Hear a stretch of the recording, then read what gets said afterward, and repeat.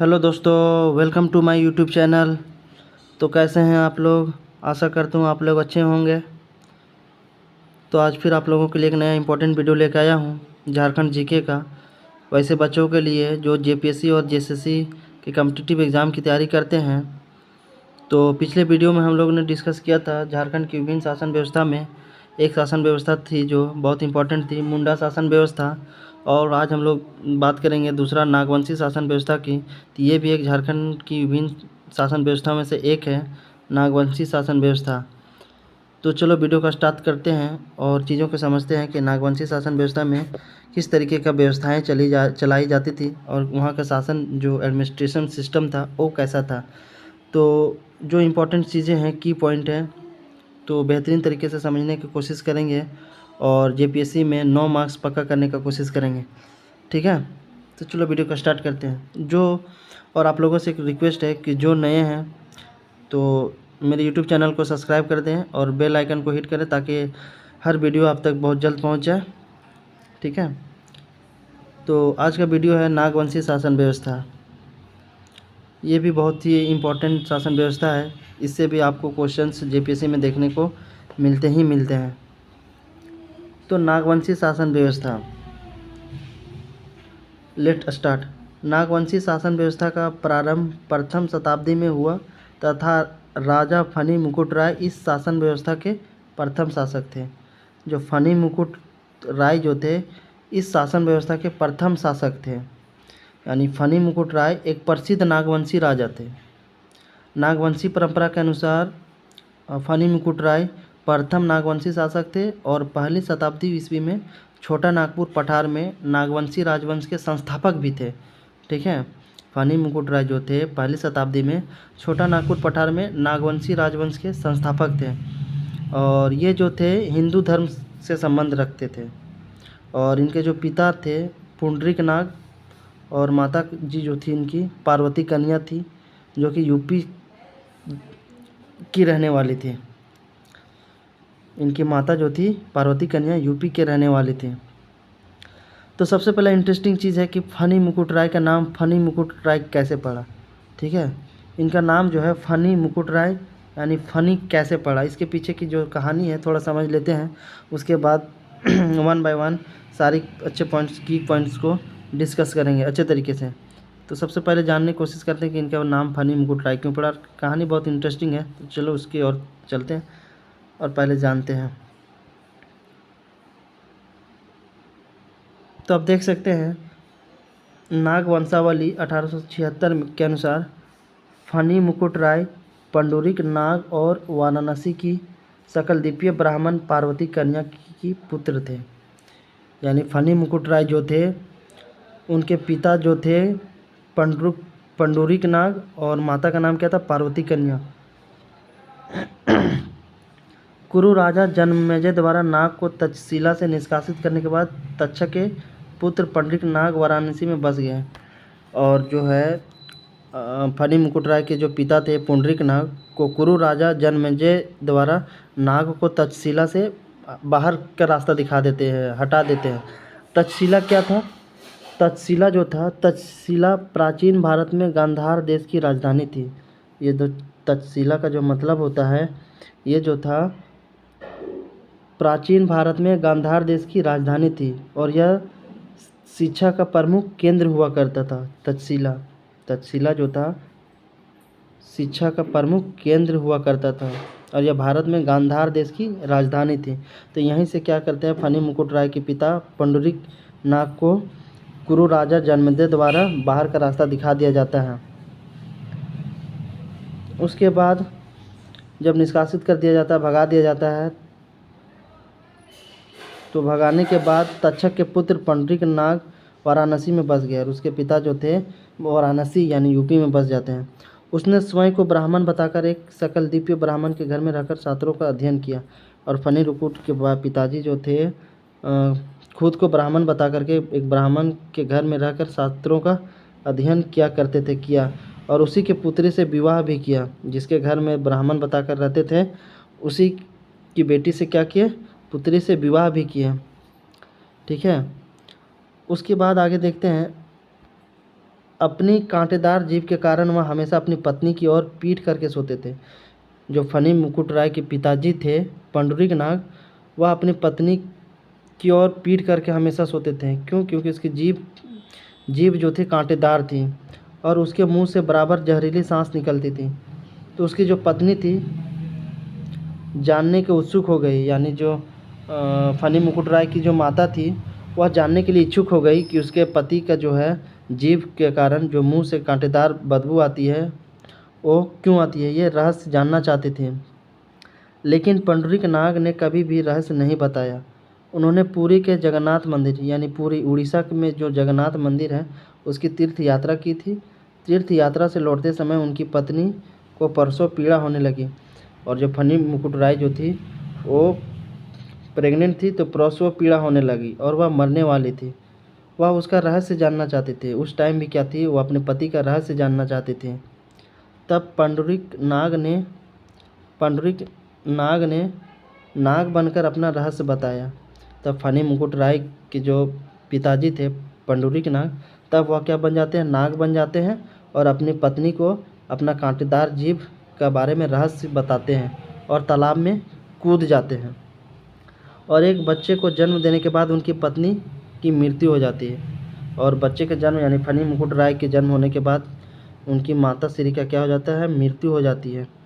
पंडरीक नाग ने बालक को अपने फन से छप्पर दिया और पंडरीक नाग जो थे अपने बच्चे को अपने फन से छप्पर दिए थे, यानी अब नाग जो बन गए थे तो नाग का जो फन होता है उससे क्या, उसी से अपने बच्चे को छप्पर दिए थे, बचाए थे। इसीलिए उसका नाम पड़ गया था फनी मुकुट राय। ठीक है, उसके बाद आगे की कहानी देखते हैं।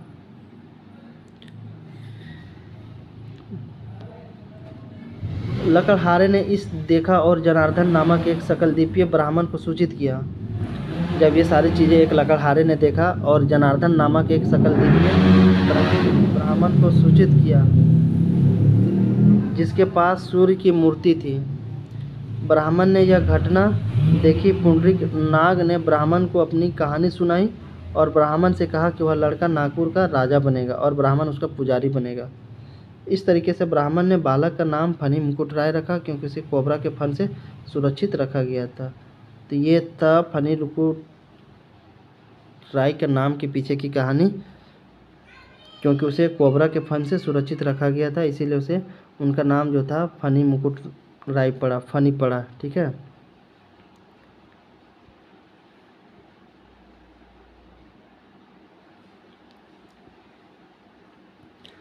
अब आते हैं मेन पॉइंट की ओर।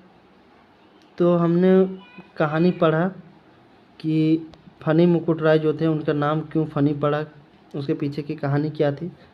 अब चलिए आगे बात कर लेते हैं। यह शासन व्यवस्था मुंडा राज के बाद स्थापित किया गया।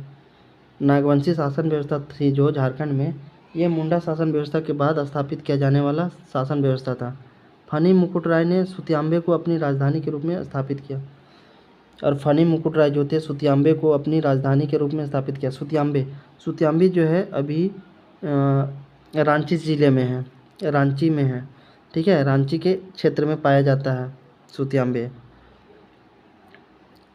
और सुतियांबे इसका नाम क्यों पड़ा, एक सुतियांबे जो है सुतिया नामक शासक के वजह से इसका नाम पड़ा था सुतियांबे। ठीक है, कोई सुतिया नामक शासक थे, उसी के नाम से सुतियांबे रखा गया था। तो सुतियांबे अभी रांची जिले के क्षेत्र में है। नागवंशी शासकों ने मुंडा शासन व्यवस्था में अनुकूल परिवर्तन करते हुए इसे अधिक विस्तारित करने का प्रयास किया। और नागवंशी शासकों ने जो मुंडा शासन व्यवस्था जो थी उसको बदल करके कुछ उसमें विस्तार करने का, कुछ उसमें चेंजेस लाने की कोशिश भी किए थे। इसके शासनकाल में पूर्व की भू व्यवस्था, कर व्यवस्था तथा शासन व्यवस्था का संचालन होता रहा। यानी इसमें जो था भू व्यवस्था, कर व्यवस्था तथा शासन व्यवस्था जो थी, जो कि मुंडा शासन व्यवस्था में भी चलती थी, तो ये जो है भू व्यवस्था, कर व्यवस्था, शासन व्यवस्था नागवंशी शासन व्यवस्था में भी चलती रही। ठीक है, अब भू व्यवस्था क्या था।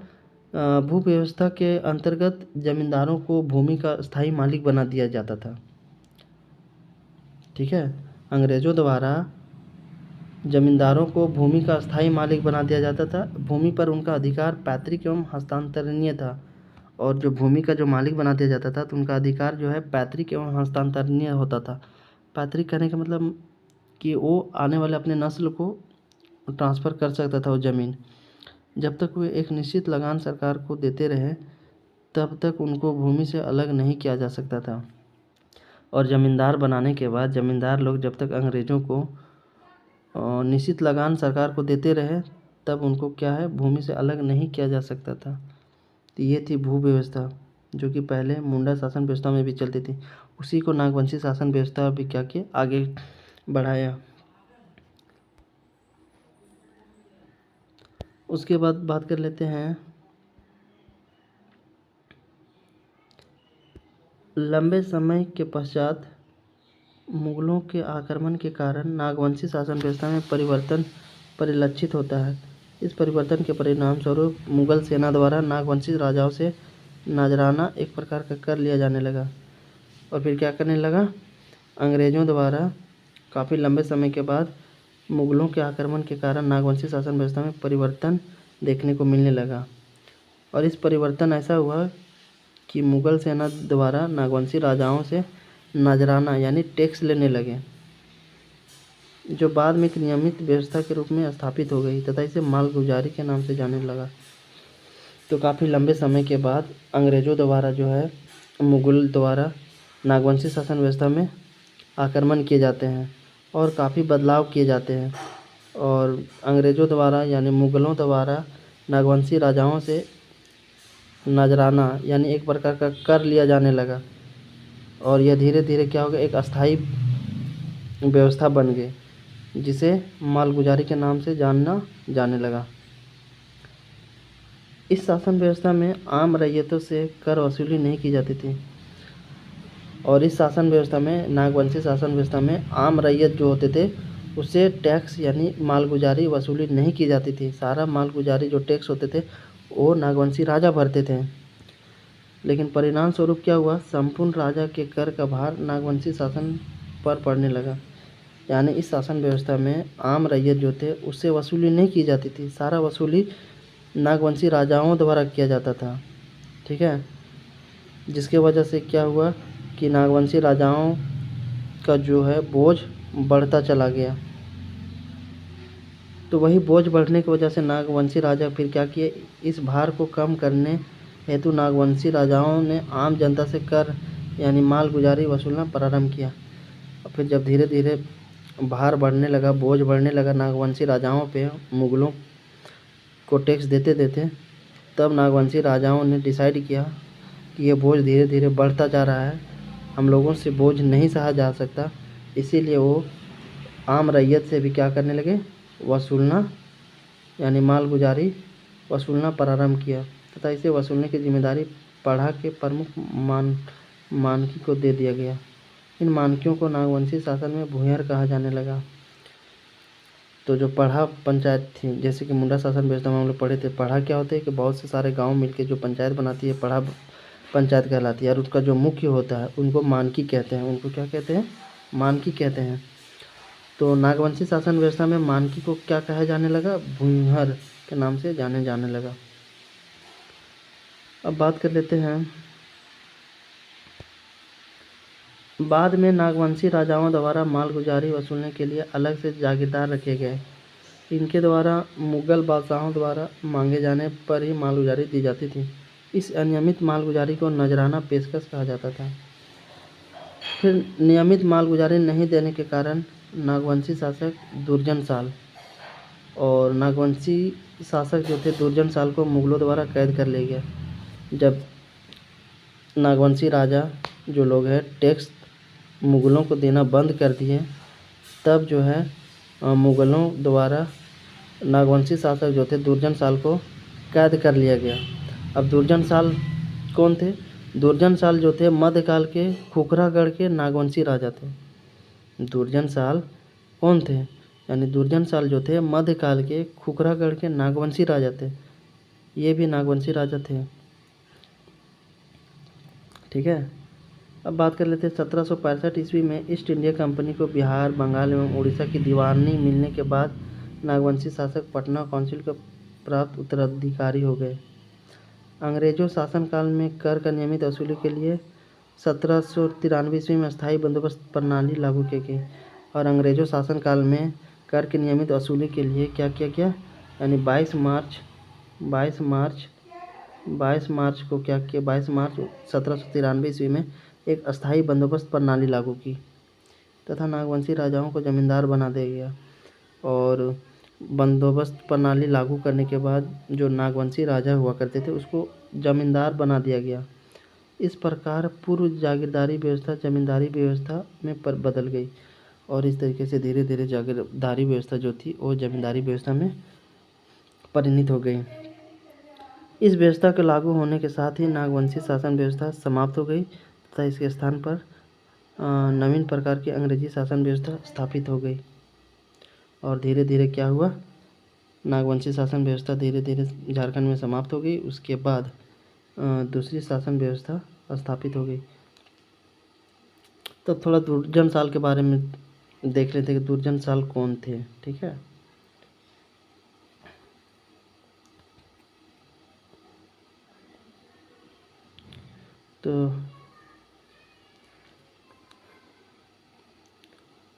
तो दुर्जन साल के बारे में अब थोड़ा सा देख लेते हैं। नागवंशी सिंहासन पर आसीन होने के तुरंत बाद उन्होंने मुगलों से सारे संबंध तोड़ दिए। नागवंशी सिंहासन पर जब दुर्जन साल आसीन हुए यानी बैठे, तो उसके बाद तुरंत मुगलों से सारे संबंध जो थे वो दुर्जन साल तोड़ दिए। दुर्जन साल का स्वतंत्र रवैया और हीरा पाने की संभावना में जहांगीर ने दुर्जन साल के खिलाफ अभियान का आदेश देता है।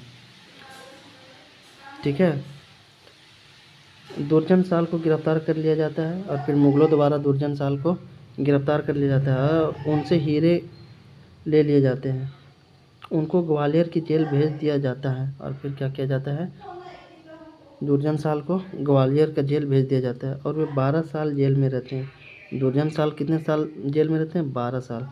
असली हीरे की पहचान करने की अपनी कौशल के कारण जहांगीर जो है उन्हें, यानी मुग़लों का जो उस टाइम का बादशाह था जहांगीर, वो क्या करता है, उन्हें 1627 में रिहा कर देता है। क्यों रिहा करता है, क्योंकि असली हीरे की पहचान करने की अपनी एक अलग कौशल था उसमें।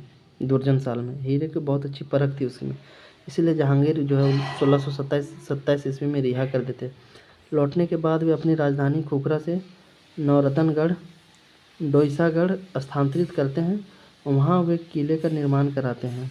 ठीक है, कौन, दुर्जन साल, जिसे गुमला में नौरतनगढ़ के नाम से भी जाना जाता है। तो ये था दुर्जन साल के बारे में। ठीक है, जो मुग़लों के बादशाह जहांगीर के द्वारा उसे कैद कर लिया जाता है और ग्वालियर के जेल भेज दिया जाता है, जो कि 12 साल तक जेल में रहते, सिर्फ इसलिए क्योंकि तो फिर मिलते हैं नेक्स्ट वीडियो में अगला शासन व्यवस्था में, पढ़ा पंचायत शासन व्यवस्था में। और इस क्लास की जो PDF है वो इस डिस्क्रिप्शन लिंक पे प्रोवाइड कर दिया जाएगा।